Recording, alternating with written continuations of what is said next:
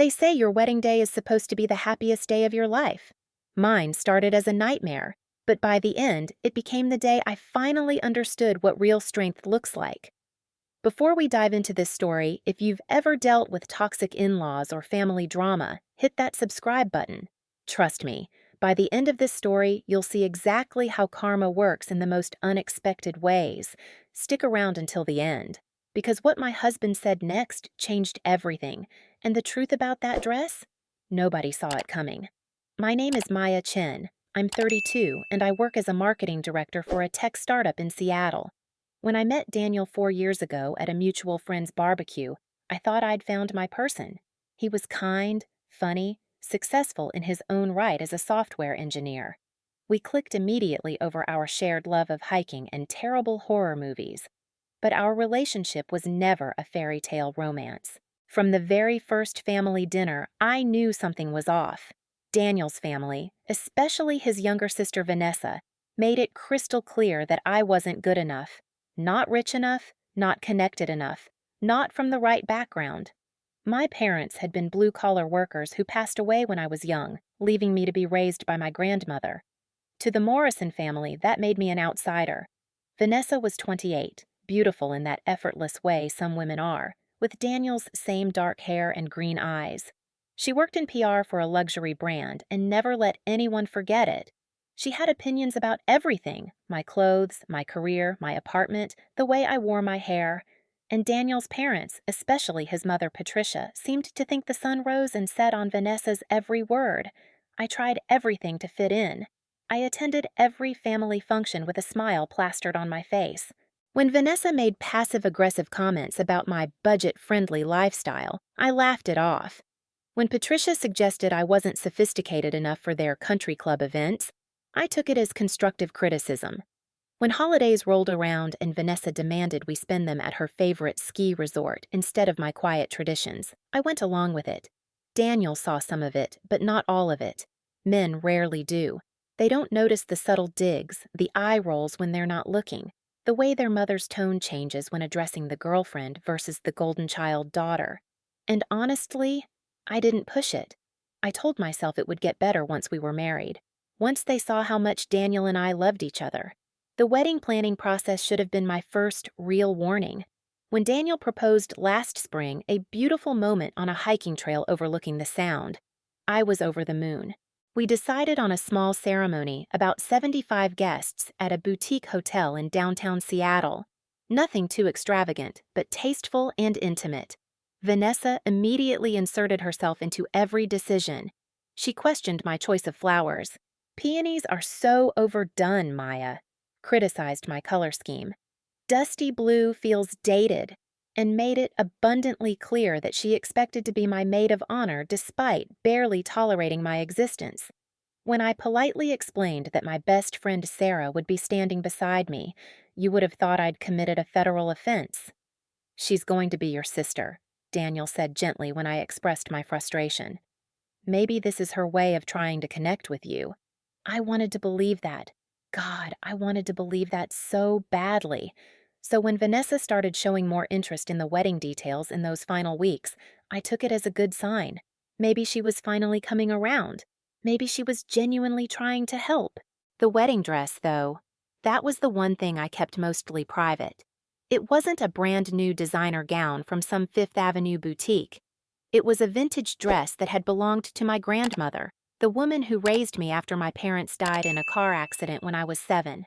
My grandmother, Helen Chen, had been an extraordinary woman. She'd survived things most people couldn't imagine, fled a war-torn country with nothing but the clothes on her back and a sewing kit, and rebuilt her entire life in America through sheer determination and incredible talent. She'd worked in the fashion industry in New York City during the 1940s, creating couture pieces for society women and even some Hollywood starlets. She was gifted in a way that transcended mere skill. Her work was art. The dress she'd worn to her own wedding in 1946 was a masterpiece. Hand-sewn ivory silk with intricate lace panels, delicate pearl buttons running down the back, and embroidery so fine it looked like it had been painted on rather than stitched.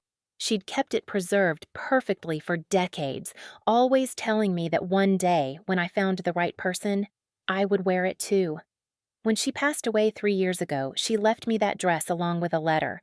In her careful handwriting, she'd written about love, about resilience, about carrying forward the strength of the women who came before us. She'd also left detailed documentation, original sketches, certificates of authenticity from fashion historians, insurance papers I didn't fully understand at the time. She'd wanted the dress donated to a fashion museum after I wore it on my wedding day, so other people could appreciate its historical significance. But to me, none of that mattered.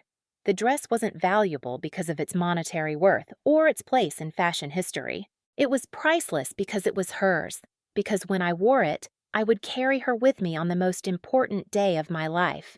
She was the only person who had ever loved me unconditionally, without judgment, without expectations. That dress represented every sacrifice she'd made, every hour she'd spent teaching me to be strong, to stand up for myself, to never let anyone make me feel less than. I had the dress carefully altered to fit me perfectly, preserving every original detail. I kept it at my apartment in a special garment bag, taking it out only once to show Sarah, who cried when she saw it. I didn't post about it on social media. I didn't show it to the Morrisons. This one thing I kept for myself. 48 hours before the wedding, Vanessa's behavior shifted. She'd been distant and cold for weeks, probably still angry about the maid of honor situation, but suddenly she was warm and interested again. She showed up at my apartment with coffee and pastries, asking about last-minute details, offering to help with any final preparations. "Can I see your dress?" she asked, settling onto my couch with an innocent smile. "I just want to make sure everything's perfect for my brother's big day." Something in my gut twisted. Call it intuition, call it pattern recognition, but every instinct I had screamed not to show her. But Daniel had been so happy that morning when I'd mentioned Vanessa's visit. "See?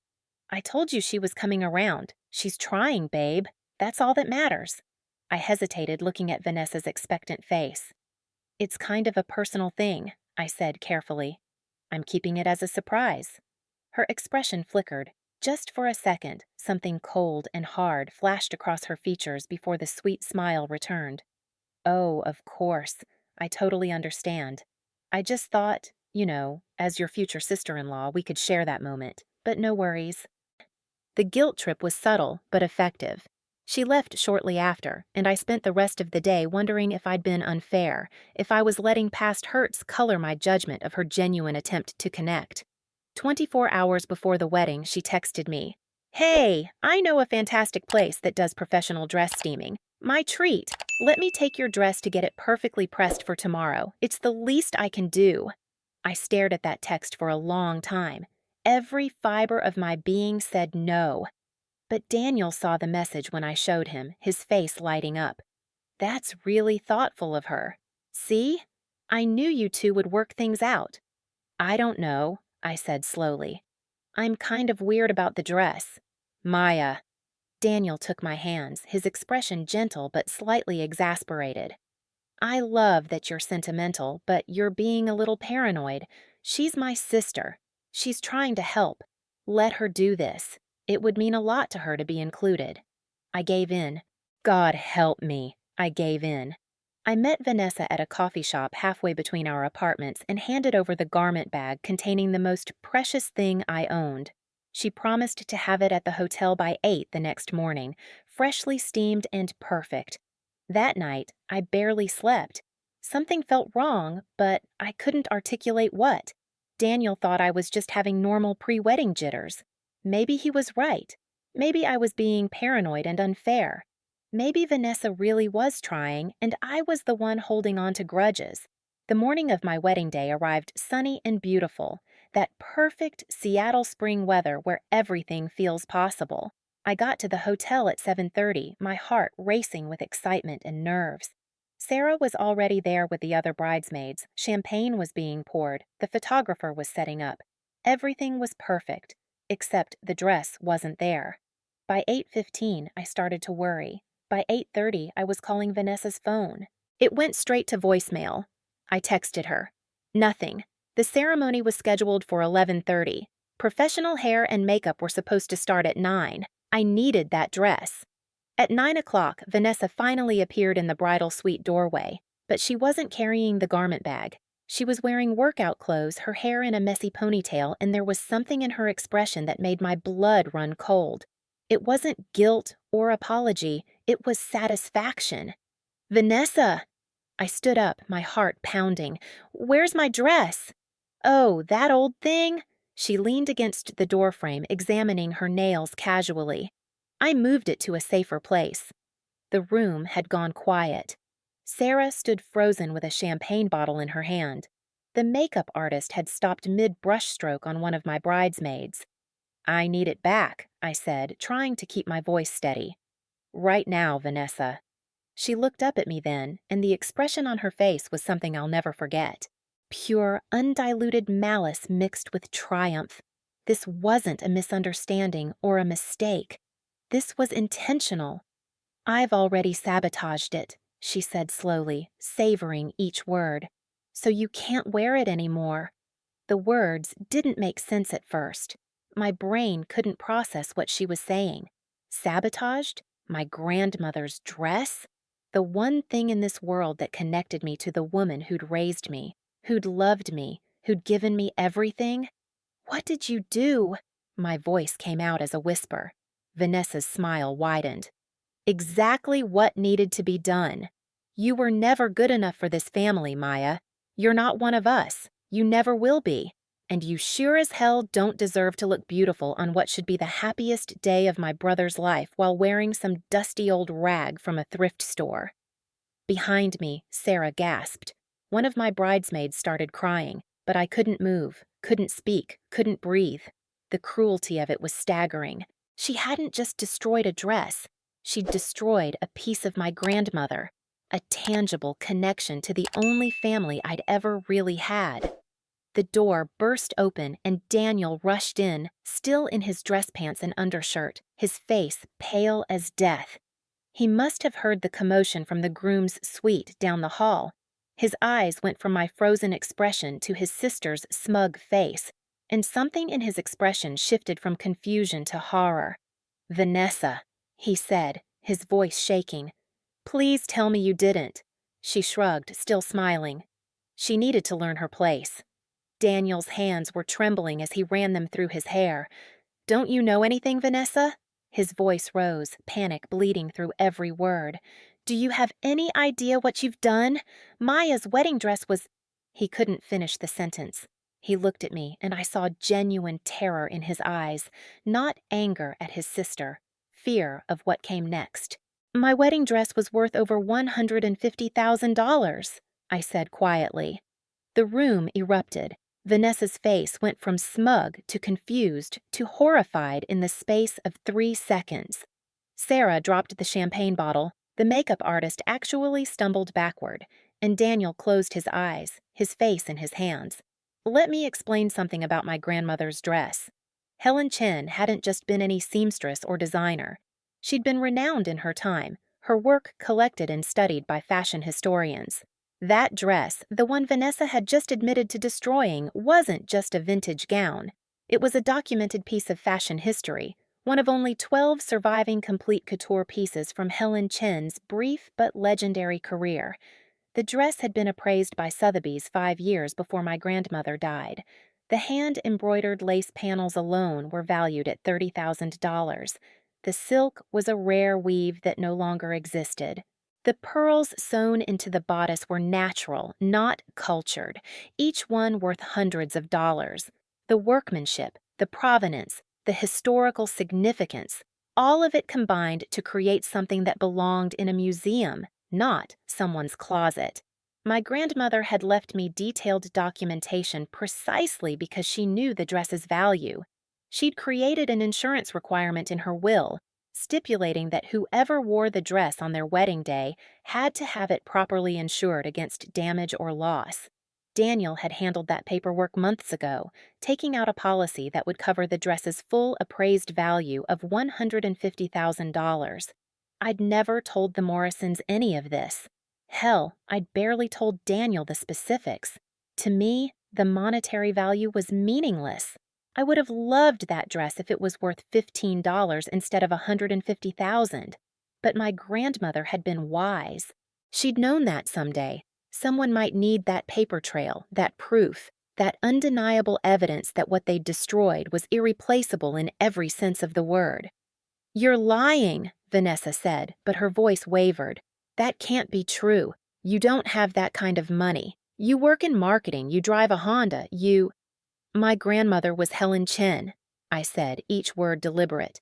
"You can Google her if you want. She designed for Hollywood in the 1940s. That dress was featured in Vogue in 1947.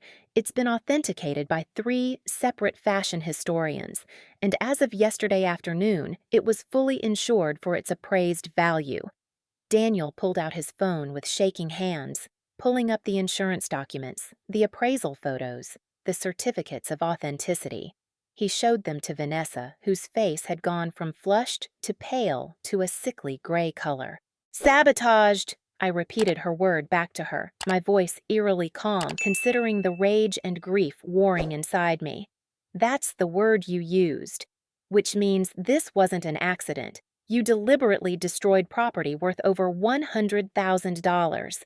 Do you understand what that means legally?" "I didn't know," Vanessa stammered. You never told anyone." "Why would I?" I asked. "Why would I tell your family, who already thought I was beneath them, that I owned something worth more than most people's cars? So you could judge me for that too? So your mother could accuse me of showing off or trying to prove I was good enough?" I kept it private because it was mine. It was personal. It was between me and my grandmother. Sarah, God bless her, had already pulled out her phone and called hotel security. Within minutes, we had footage being pulled from the security cameras. Daniel stood frozen, watching his sister's world collapse in real time, unable to choose between defending his family and supporting me. I almost felt sorry for him.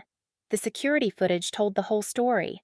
Vanessa entering the hotel at 6 that morning with the garment bag, taking it not to a steaming service but to the hotel's laundry room, deliberately taking out fabric scissors and cutting through the delicate lace, pouring bleach over the silk bodice, stuffing the ruined remains into a garbage bag and throwing it in the dumpster behind the hotel.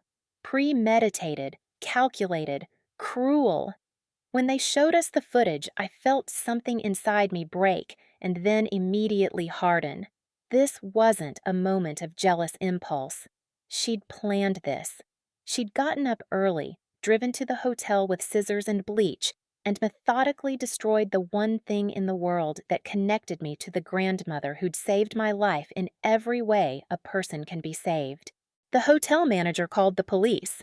I didn't ask him to. He just did it. Destruction of property over $100,000 is a felony in Washington state. The insurance investigator was already being called. This wasn't something that could be smoothed over with an apology or a family meeting. Vanessa was crying now, makeup running down her face, begging me not to press charges. "I'm sorry, I didn't know. Please, Maya, please don't do this. Think about Daniel. Think about our family. Don't ruin everything over a dress." Over a dress. As if that's all it was. As if she hadn't destroyed a piece of history, a symbol of survival and resilience, the last tangible piece of the woman who'd raised me.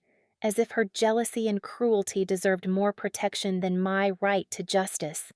Daniel's mother, Patricia, arrived then, summoned by someone's frantic phone call. She took one look at the situation, the security footage playing on the manager's tablet, the police officer taking statements, Vanessa sobbing, and immediately went into defensive mode. "This is ridiculous," she announced. "Vanessa made a mistake. These things happen. Maya, honey, surely you can understand that pressing criminal charges against your sister-in-law on your wedding day is a bit extreme." The honey made my skin crawl. She'd never called me that before, never used terms of endearment, never treated me like family. But now, when her precious daughter faced consequences, suddenly I was supposed to be understanding? Suddenly I was supposed to prioritize family harmony over accountability? "Mrs. Morrison," I said quietly, Your daughter didn't make a mistake. She committed a crime, on camera, after admitting it out loud to multiple witnesses. She destroyed something worth more than most people make in 3 years, something irreplaceable, something that meant everything to me, and she did it deliberately, with malice, specifically to hurt me on what was supposed to be the happiest day of my life. But family?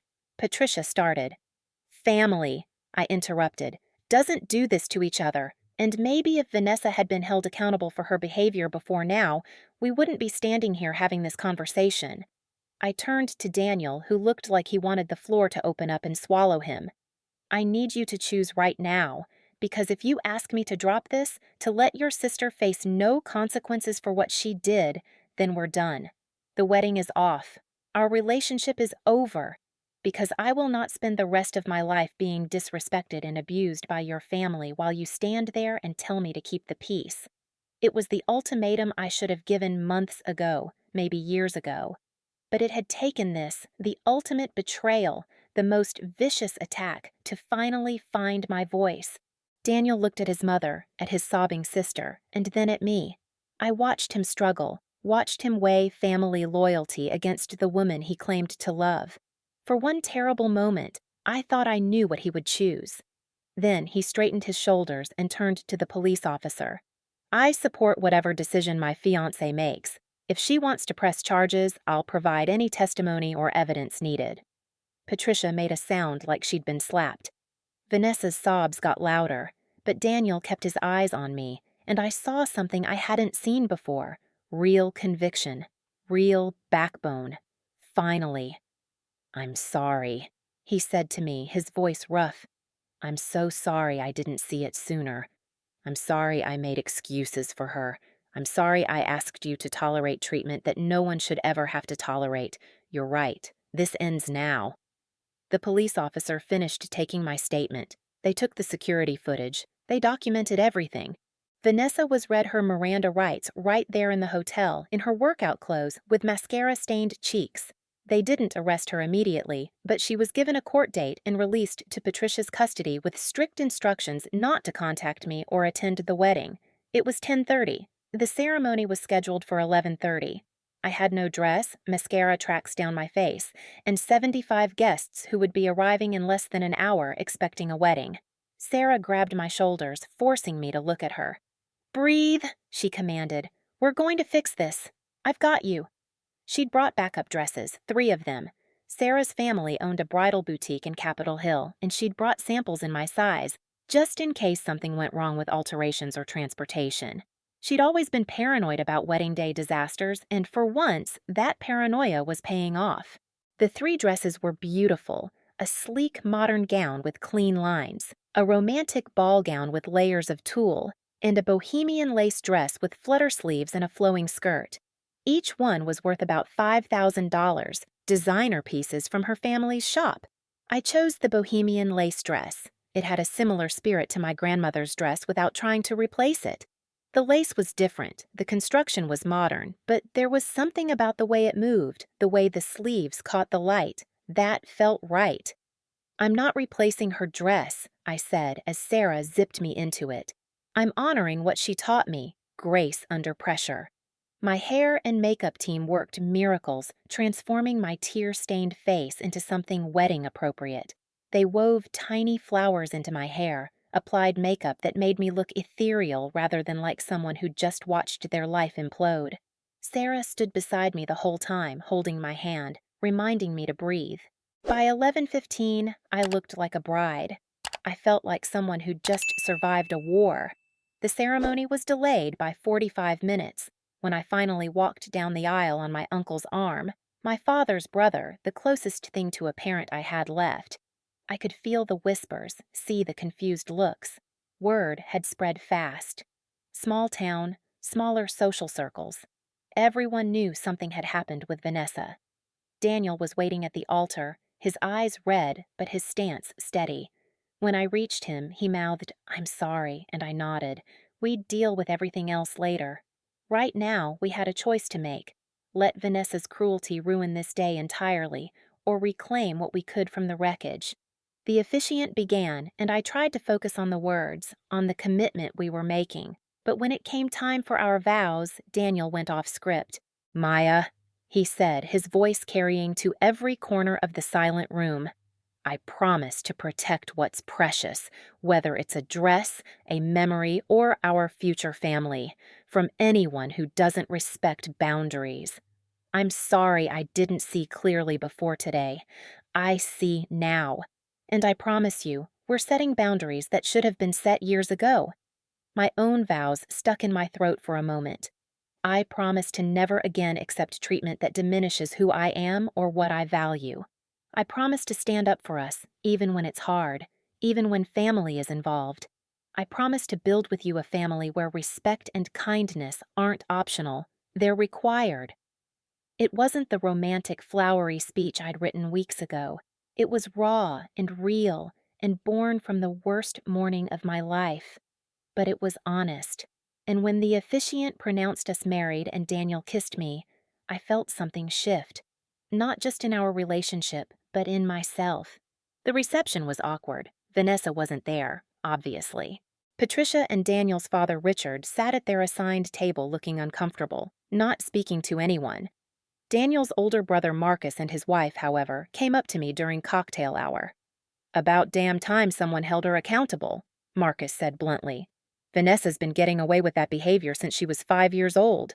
Mom and Dad created that monster by never saying no.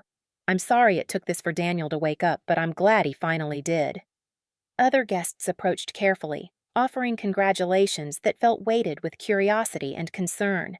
I could see them trying to figure out what to say, how to address the elephant in the room. Should they mention it? Pretend everything was normal? I made it easier for them. During my toast, after thanking everyone for coming, I added, "Some of you may have heard that we had an unexpected crisis this morning. Wedding plans changed, and not everything went as originally intended. But we're here, we're married, and we're moving forward. Sometimes the most important moments in life aren't the ones that go perfectly. They're the ones where you choose to keep going despite everything falling apart." The room erupted in applause. Several people were crying. I saw Patricia leave her table and head for the exit. Richard stayed, though he looked like he wanted to be anywhere else. Midway through the reception during dinner, a man in a suit approached our table and asked to speak with Vanessa Morrison. Daniel tensed, then quietly told him Vanessa wasn't in attendance. The man nodded, left a business card, and explained he was the insurance investigator. He'd need to interview her as part of the claim process. The weight of what Vanessa had done, the consequences that were just beginning, hung over everything.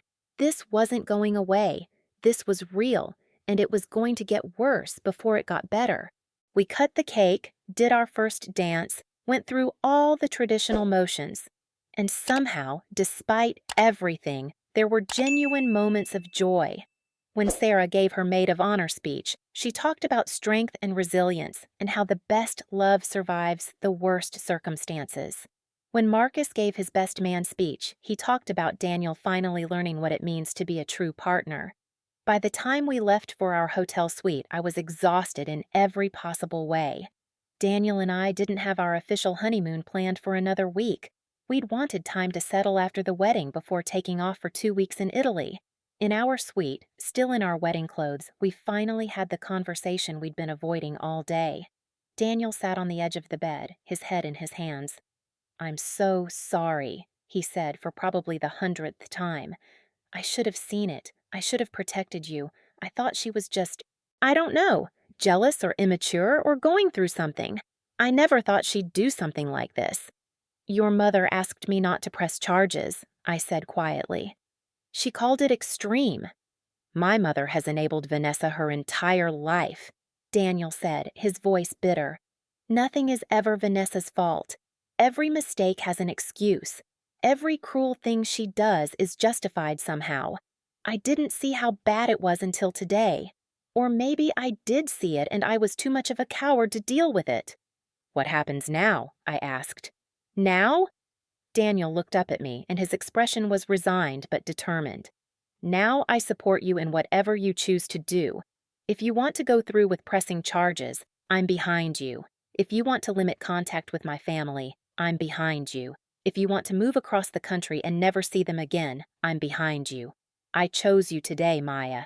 I should have chosen you sooner, but I'm choosing you now, and I'm not going to stop choosing you." I believed him. For the first time in 4 years, I truly believed that Daniel saw me, saw the situation clearly, and was willing to do what needed to be done. The legal process moved faster than I expected. Vanessa was offered a plea deal within 2 weeks, restitution of $50,000 to cover what insurance wouldn't, 200 hours of community service, and 2 years of probation. She refused, insisting on her innocence, claiming she'd only meant to play a harmless prank. The trial happened 3 months after our wedding. The prosecution had security footage, my testimony, Daniel's testimony, the testimony of 6 witnesses who'd heard Vanessa admit what she'd done, the appraisal documents proving the dress's value, and Vanessa's own text messages to a friend bragging about what she was going to do. Her defense was weak at best. Her lawyer tried to argue diminished capacity, family stress, and that the dress's value was inflated.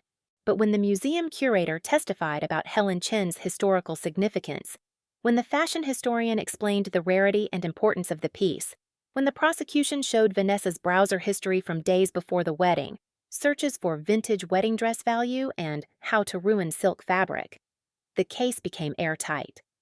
I had to testify, had to stand in a courtroom and explain who my grandmother was, what she'd survived, what that dress represented. I had to describe finding out it was destroyed, had to relive that moment when Vanessa smiled and admitted what she'd done. It was one of the hardest things I've ever done. But then I saw Vanessa on the stand, making excuses, claiming she'd been under stress and didn't mean any real harm, and something crystallized in me. This wasn't just about me anymore. This was about accountability. This was about teaching someone who'd never faced real consequences that actions have repercussions. The jury deliberated for 2 hours, guilty on all counts: felony destruction of property, criminal mischief, and attempted insurance fraud when they discovered she'd called the insurance company claiming the damage was an accident before realizing there was security footage. Sentencing came 2 weeks later. $75,000 in restitution, covering my emotional distress, legal fees, and the portion of the dress's value that couldn't be recovered. 200 hours of community service at the Holocaust Memorial Museum, since my grandmother was a survivor, and perhaps Vanessa might learn something about resilience and surviving cruelty. 2 years of probation, and a formal written apology to be submitted to the court. Patricia didn't attend the sentencing. Richard did, sitting in the back row, his face a mask of shame and resignation. Daniel sat beside me, holding my hand. After the sentencing, Vanessa's life imploded. Her boyfriend of 2 years, who'd stood by her through the trial, broke up with her. The combination of her criminal record, the PR nightmare of her case going semi-viral online, and the reality that she'd destroyed something priceless out of pure spite was more than he could handle. She lost her job. A company that deals in luxury branding couldn't have an employee with a felony conviction. She moved back in with Patricia and Richard, her independent life gone. Every job interview she attended, every time someone Googled her name, the case came up. The woman who destroyed a priceless vintage wedding dress out of jealousy. Patricia initially tried to maintain her position that I'd been too harsh, that family should forgive. But Marcus sat his parents down and explained, in terms they couldn't ignore, that Vanessa had committed a serious crime and that enabling her had led directly to this outcome. Richard finally found his backbone and told Patricia that if she wanted any relationship with her son and new daughter-in-law, she needed to accept reality. It took Patricia 6 months to apologize to me. It was stiff and uncomfortable, sitting in our living room, drinking tea neither of us wanted, while she stumbled through saying she'd been wrong, that she'd enabled Vanessa, that she was sorry. It wasn't a grand moment of reconciliation, but it was something. Daniel's relationship with his family changed permanently. We still attended some holidays, but on our terms. We left when we wanted to leave. We said no to demands. We set boundaries and held them. Vanessa wasn't invited to our home, not out of cruelty, but out of self-protection. She hadn't shown real remorse, hadn't done real work to change. She'd simply learned that actions have consequences, but not necessarily why what she'd done was wrong. A year after our wedding, I was pregnant with our first child. The insurance money and restitution had gone into commissioning a new exhibit for the Fashion Museum. Resilience Through Fashion: Stories of Survival. My grandmother's story was featured prominently, with photographs of the destroyed dress alongside the narrative of what had happened. The curators turned tragedy into something educational, something that honored her memory and her work. At the exhibit opening, Daniel stood beside me as we looked at my grandmother's original sketches, her photographs from the 1940s, and the story of her survival and success. There was even a small section about the dress's destruction, framed not as a crime story, but as a testament to the fact that sometimes people try to destroy what they don't understand or what makes them feel inadequate. Your grandmother would be proud of you, Daniel said softly, not just for how you handled Vanessa, but for turning something cruel into something meaningful. I placed my hand on my growing belly, thinking about the child who would never meet Helen Chin, but would learn about her strength, her resilience, her refusal to let cruelty define her. I hope so, I said. I hope she'd understand why I did what I did. She would, Daniel assured me, because you did what she taught you. You survived, you stood up for yourself, and you created something beautiful from something broken. People often ask me if I regret pressing charges against Vanessa. The answer is complicated. Do I wish my wedding day had gone differently? Obviously. Do I wish Daniel's family had been different people who treated me with basic respect? Of course. But do I regret holding Vanessa accountable for deliberately destroying something precious to hurt me? No, not for a second. If I'd let it go, I would have spent the rest of my marriage, possibly the rest of my life, being disrespected, being treated as less than, being expected to absorb abuse for the sake of family harmony. Vanessa would have learned that she could do anything without consequences. Patricia would have continued enabling destructive behavior, and Daniel would never have been forced to see clearly what his family dynamics really were. By drawing that line, by refusing to accept the unacceptable, I taught myself something crucial. My peace, my dignity, and my right to respect are not negotiable. They're not things I trade away to make other people comfortable. And they're certainly not things I sacrifice to avoid being called difficult or extreme by people who are fine with me being mistreated as long as it's quiet and convenient. Our daughter was born that spring, 8 months after the museum exhibit opened. We named her Helen, after my grandmother. Patricia cried when we told her, though I'm not entirely sure what those tears meant. Regret? Gratitude that we were still including her in our lives? Grief for the relationships that had been permanently altered? Vanessa completed her community service at the Holocaust Museum. I heard through Marcus that it changed her somewhat, working with survivors' stories, being confronted daily with real resilience and real survival. But she and I have no relationship. Maybe we never will, and I've made peace with that. Daniel and I are stronger than we were before. Marriage is funny that way. Sometimes it takes a crisis to reveal what you're really made of, what you're really committed to. We learned to set boundaries together, to be a united front, to choose each other even when it's hard, especially when it's hard. I still think about my grandmother's dress sometimes. I think about how she survived a war, rebuilt her life with nothing but skill and determination, created beauty and art that lasted decades beyond her life. I think about how Vanessa tried to destroy that legacy out of jealousy and spite. And I think about how, in the end, she failed. Because you can destroy fabric and lace and silk.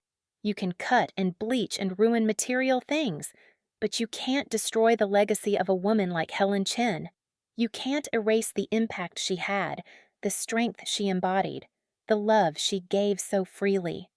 That lives on, in museum exhibits, in family stories, in the name of her great-granddaughter, in the way I've learned to stand up for myself and set boundaries and refuse to be diminished. If this story resonated with you, drop a comment sharing your own boundary-setting moment. And remember, sometimes the best revenge is simply refusing to let toxic people steal your peace. Sometimes justice isn't about vengeance. It's about protecting yourself and teaching people that their actions have consequences. Sometimes the most loving thing you can do is say no and mean it. Subscribe for more stories about finding strength in unexpected places, because life rarely gives us the perfect moments we plan for. But it does give us chances to choose who we want to be when everything falls apart. And that choice, more than any wedding dress or perfect ceremony, is what defines us.